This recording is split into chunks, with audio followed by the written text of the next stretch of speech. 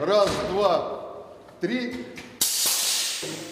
Важное событие для аграрной отрасли страны. В новом корпусе в год будут производить 1 миллион литров жидких кормовых добавок, 3000 тонн пребиотиков и пробиотиков, а также 2 миллиона ушных бирок для нужд животноводства. Таких показателей планируют достичь до конца года. Это позволит потеснить на рынке зарубежные аналоги. Это дает в первую очередь уменьшить поступление и зависимость от импорта. В дальнейшем перспективе мы полностью должны отказаться от импортных препаратов. Сегодня работает по этому вопросу несколько ассоциаций. Потребность всех фармацевтических предприятий, которые работают на территории России, дает возможность на 96–97% производственными мощностями российскими закрывать всю потребность страны, сельхозпредприятий в необходимых ветеринарных лекарственных средствах.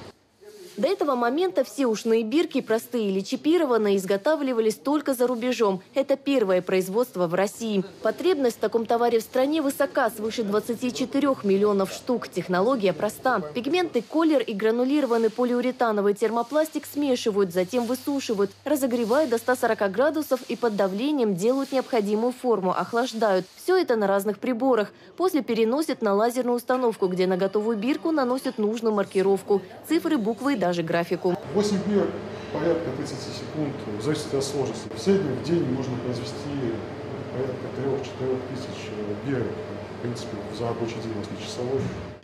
Общая площадь нового корпуса составила почти 4000 квадратных метров. Это не только 3 высокопроизводительных цеха с самым современным оборудованием, но и 2 склада для сырья и готовой продукции. Первые партии уже поступают в разные регионы страны и за ее пределы. Инвестиции в новый производственный комплекс составили более 240 миллионов рублей.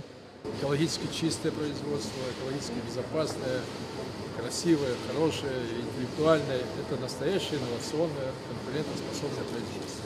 То, о чем мы и мечтали, когда создавали технопарк Северный.